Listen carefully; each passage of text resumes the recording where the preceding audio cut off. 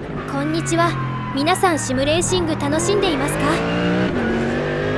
回はモザピットハウスでホイールベースの設定を行います。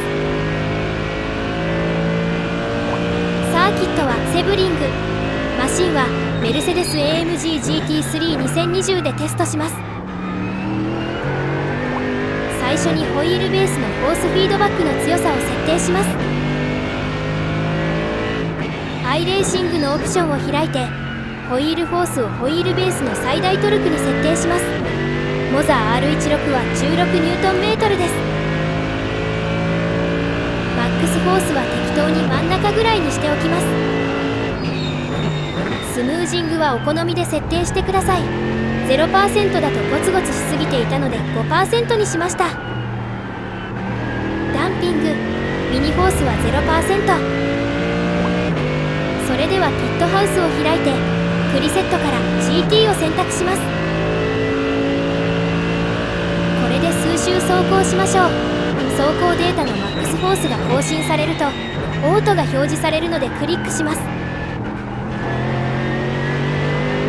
これでシム内の最適な FFB に設定されます。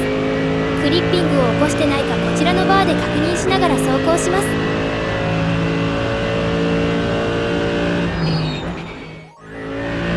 ステアを当てましたがスピンしてしまいました。自分の感覚とズレがあるので調整します。マキシマムホイールスピードの説明はこちら。この値が大きいほど走行中のハンドルの戻りが速くなります。戻り速度が速いほどドリフトに適しており、後退速度が遅いとより自然で安定した感覚を得ることができます。戻り速度も遅い方が安全ですとあります。デフォルトは 40% ですが、カウンター操作に遅延がある感じで自然ではありません。一番低い 10% にします。続いてホイールダンパーの説明です。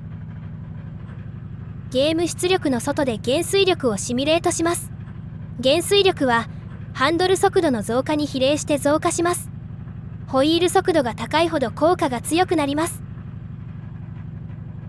ダンピングアッセンブリーはハンドルの安定感を高めますが、ベタつき感が出る場合があります。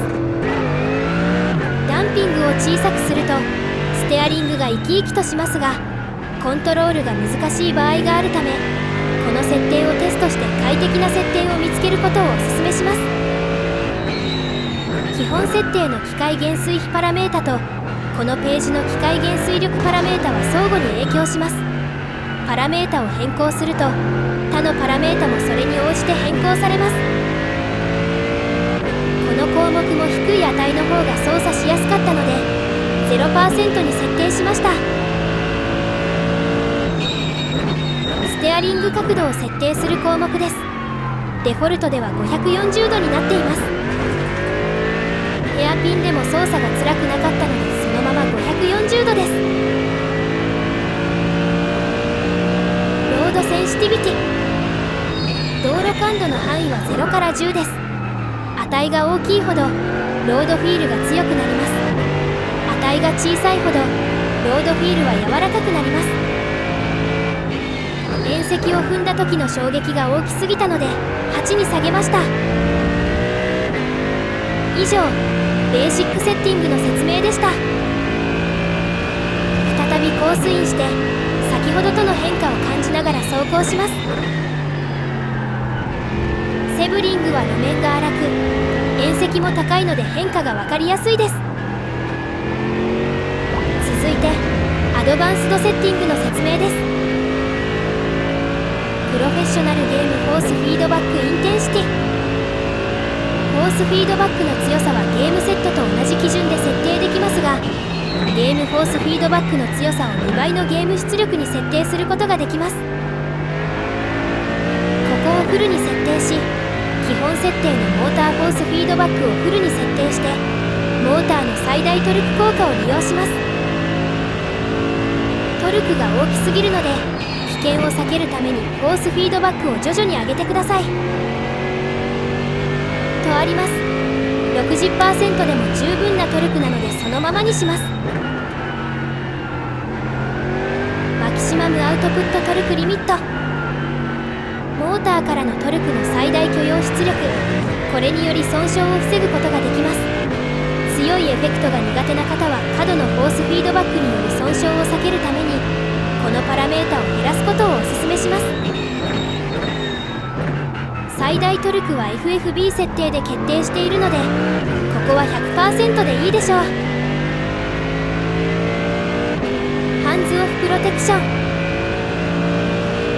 ハンズオフ設定はステアリングホイールを検出して制御し、ハンドルを中央の位置に保ち、激しい揺れを回避できるアルゴリズムです。初心者の場合、怪我を防ぐためにこの設定を有効にすることを強くお勧めします。オフにして壁に激突してみました。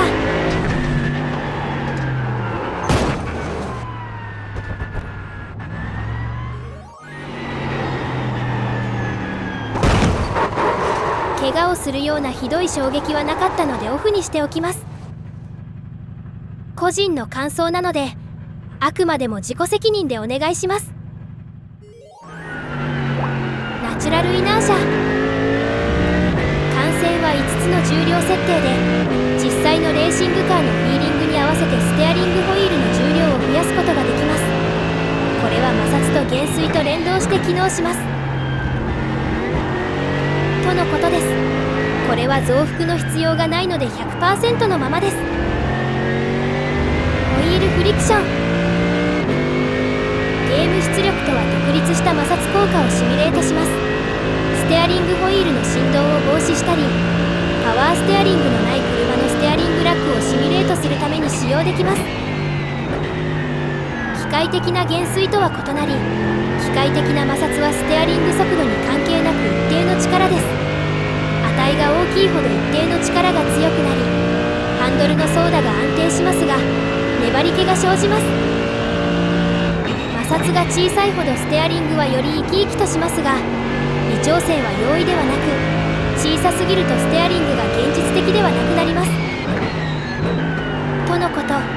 こちらはデフォルトの 30% のままです。スピードディペンデントダンピング。このパラメータはゲーム内の速度に応じてステアリングホイールのダンピングを増加させるために使用されます。このダンピングは機械的なダンピングに基づいて乗算されます。機械減衰が0の場合、このパラメータは無効になります。速度依存の減衰速度の開始点とのこと。ベーシックセッティングのホイールダンパーを 0% に設定しているのでキャンセルされて機能していないはずです。FFB に関する設定項目は以上です。その他の説明を表示しておくので参考にしてください。設定の基本的な考えとして、アイレーシングから出力された情報はなるべくそのままの状態で感じられるように心がけました。荷重移動、路面の起伏などタイヤを通して伝わるフィーリングは素直で的確に設定できたと思います。次回ブレーキの設定も見直してタイムアタックを行います。セッティングのお役に立てると幸いです。他の車両でも同じ方法でセッティングしていけばいいと思いますが、あくまでも私個人の主観による方法なので参考程度にしてください。それではご視聴ありがとうございました。